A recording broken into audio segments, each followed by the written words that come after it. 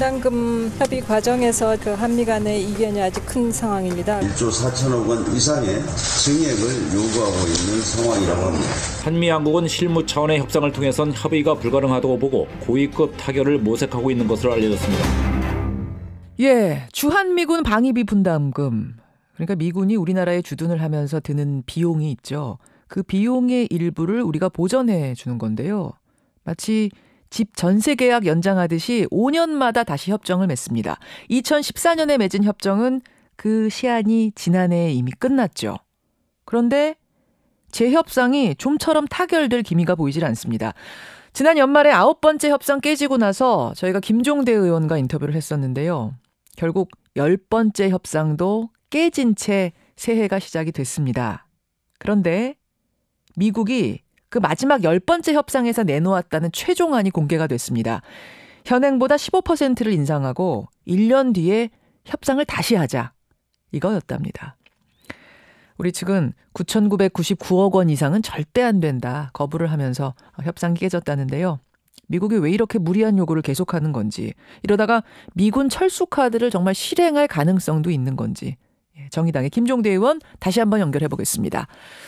김 의원님 안녕하세요. 네, 안녕하세요. 맨 마지막, 그러니까 10번째 협상 때 이게 마지막 카드다 하면서 하나 들고 왔다는 게 10억 달러, 그러니까 오늘 환율로 계산하니까요. 1조 132억 원이더라고요. 네. 그러니까 지금 우리가 매년 내는 게 9,602억 원이니까 15% 인상. 네.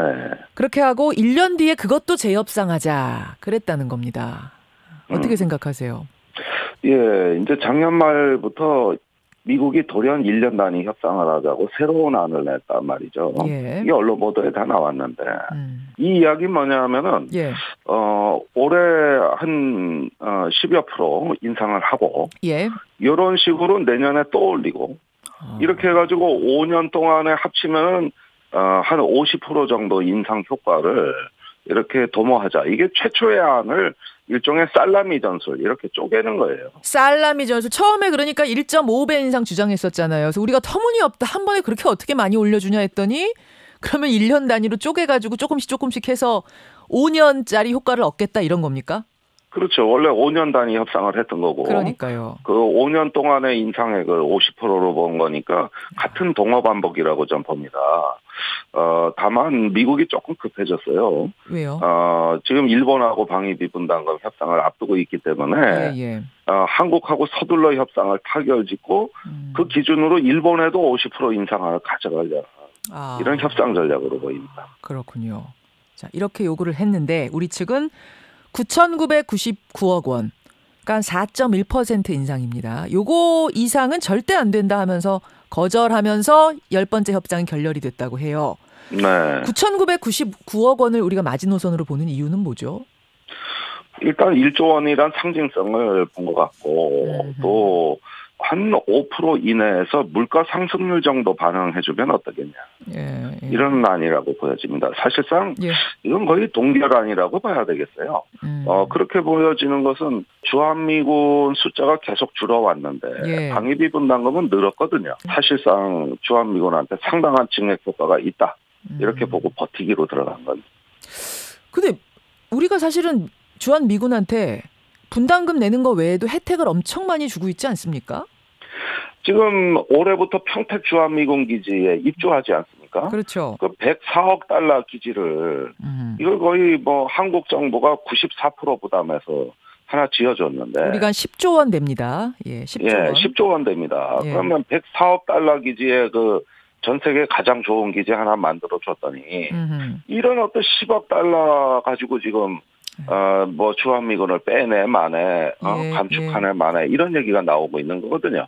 그것뿐이 아니잖아요. 매년 7조 정도 미국에서 무기도 우리가 구입해주고 있고 매년입니다. 무기도 여러분. 구입해주고 도로세 면제해주고 전기세 면제해주고 거기다가 주한미군이 공무 중 민간인 피해 입히면 그 보상금도 한국 정부가 내주고 토지 주고 건물 주고 기지 주고 아니 이게 뭐 배보다 배꼽이 더 크다고 방위비 분담금은 극히 일부에 지나지가 않고 더 많은 금액을 지원해주고 있어요. 제가 그거 계산해 보니까요. 한 12조 원 되더라고요 매년. 그러니까 방위비 분담금 말고도 한 12조 원을 이미 건네고 있는 건데 여러 모의 혜택으로.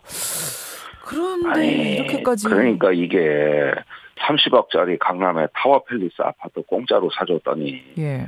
이번에는 관리비도 내놓으라고 큰소리치고 입도 못하겠다고 얘기하는 거단 말입니다. 이게 사실상 거의 무상으로 해준 걸 갖다가 예. 이제는 주둔 비용 사실은 그에 비해서 몇 푼 되지도 않는데 이거 갖고도 예. 더 올려달라고 떼쓰는 격 아닙니까? 아니 왜 그러는 건가요? 지금 사실은 북미가 한국, 미국, 북한 해가지고 지금 세 나라가 잘 협조해가면서 비핵화도 추진하고 있고 여러 가지로 좋아 보이는 무드인데 왜 이 주한미군 분담금을 가지고 미국이 이렇게 끝까지 결렬시켜가면서 고집을 부리는 겁니까? 이건 북미 관계라든가 비핵화 협상하고는 사실은 또 다른 미국의 지금 하나의 어떤 행태라고 볼 수 있는데, 사실 나토나 일본에 가서도 미국이 앞으로 국제정세 개입을 안 하겠다, 발을 빼겠다 하면서, 예. 방위비를 올려달라는 요구는 다 하고 있어요. 다 하고 있어요. 전 세계적으로. 예, 전 세계적으로. 그리고, 여차하면은 이제 미군을 철수시키겠다는 예. 이런 어떤 행태도 나오고 있습니다. 얼마 전에 시리아에서 미군을 뺀다 그래가지고 예. 매티스 국방장관이 사임하지 않았습니까? 맞습니다. 그런 것만 보더라도 이제 고립주의로 가는 미국의 하나의 경향이라고 저는 이해합니다. 고립주의, 어떤 자국의 이익을 철저히 이제 지키겠다, 이런 걸로 이해하면 되는 건가요? 그렇죠. 아메리카 퍼스트 플러스 이제 영광스러운 고립을 선택하겠다. 이제 섬나라 미국이 되겠다. 이런 이야기 아닌가 생각합니다. 어떤 경제적인 이익이 그 바탕이 되는 거고요. 이익을 취하겠다는 게. 알겠습니다. 자, 지금 이미 계약 기간은 끝났어요, 여러분. 2014년부터 5년간이었으니까 이미 끝났는데 협상은 계속 결렬 상태고 끝까지 합의가 안 되면 어떻게 되는 거죠? 저는 2월이면 타결이 될 걸로 봅니다. 사실 4월부터는 주한미군 고용원 인건비가 집행이 돼야 되는데 새로운 방위비 분담금이고요. 예. 안 그러면은 지금 수천 명의 한국인 고용원들의 대량 해고가 예고됐거든요. 그렇죠. 결국은 이런 민생 대란까지 감수할 만한 일이냐. 어떤 가집행이라도 할 수 있는 이런 어떤 임시적 조치라도 강구하고 비상대책을 짜야 됩니다. 그리고 타결도 2월을 넘기지 않을 거라고 봅니다. 그럼 결국 15% 인상한 1조 132억 원 안을 받을 거라고 보시는 거예요? 우리가 받을 거다? 아니요. 중간선에서 절충이 되지 않을까. 1년 임시 합의를 먼저 하고 5년 단위 협상은 다시 상호 버티면서 더 치열하게 시간을 두고 하지 않을까 하는 예상을 해봅니다. 이번에는 그렇게 해갖고 임시방편으로 넘긴다지만 계속 이런 식으로 요구를 해오면 어떡하나. 이거 좀 걱정이 되네요. 그런데 지금 여참 주한미군을 빼겠다 이런 이야기 또 한모의 상호방위 조약을 조정할 수도 있다. 이런 이야기까지 나오고 있지 않습니까? 예. 근데 이거는 협상 전술로 이해하셔야지. 진짜 그런다고 이해를 하면 우리가 미국에 말려드는 거예요. 주한미군 철수를 마지막 카드로 내놓을 거다, 협상 카드로 내놓을 거다 이런 얘기가 파다한데 그것까지는 아니라고 보시는 거예요. 그 협상 전술입니다. 협상 카드로는 내놓겠지만 절대 그렇게 실천하진 않을 거다. 이건 100억 달러짜리 기지를 10억 달러 없어서 비워두고 나가겠다는 얘기인데 그 얘기에 우리가 영향을 받으면 완전히 미국에 말려드는 거고 저는 오히려 국내 언론이 이런 미국 내 협상 전술을 받아쓰기라는 게 몹시 불만스럽습니다. 그렇게 해야지 이게 한미동맹 이러다 균열 가고 주한미군 빠지는 거 아니야. 이렇게 우리가 두려움에 먼저 빠지면 그거 안 올려주고 못 빼기겠죠? 이거는 말려드는 거죠. 말려드는 거다. 좋은 지적이시네요. 그럼 가장 합리적인 방법은 어떻게 해야 된다고 보세요? 현명한. 5년 단위 협상은 미루는 것이 일단 1년 단위로 우리 민생의 대란을 초래할 수는 없으니까 그 주한미군 고용원 인건비를 위해서라도 1년짜리를 먼저 중간선에서 타결하고 5년 단위 협상은 버티기로 들어가는 게 맞다. 생각이 알겠습니다.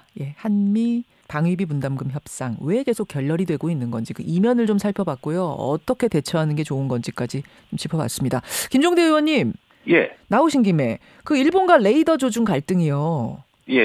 저는 그때 그러고 나서 잠깐의 해프닝으로 끝날 줄 알았는데 웬걸요. 국제사회에서 여론전을 벌이는 형국이 돼가고 일본은 아예 실무협상 중단 선언하고 이거 언제까지 이렇게 갈까요?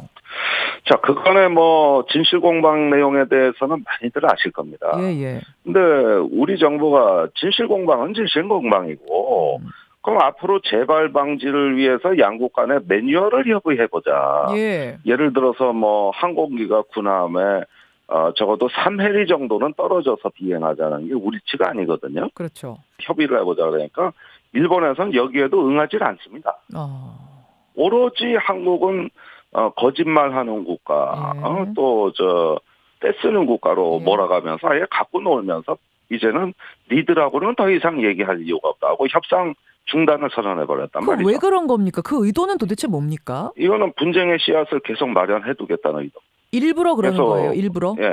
예, 한국한테 이 독도나 징용 그 재판 판결 결과도 나온 만큼 다른 쪽에서 분쟁의 카드를 계속 마련해가지고 압박하겠다는 의도죠.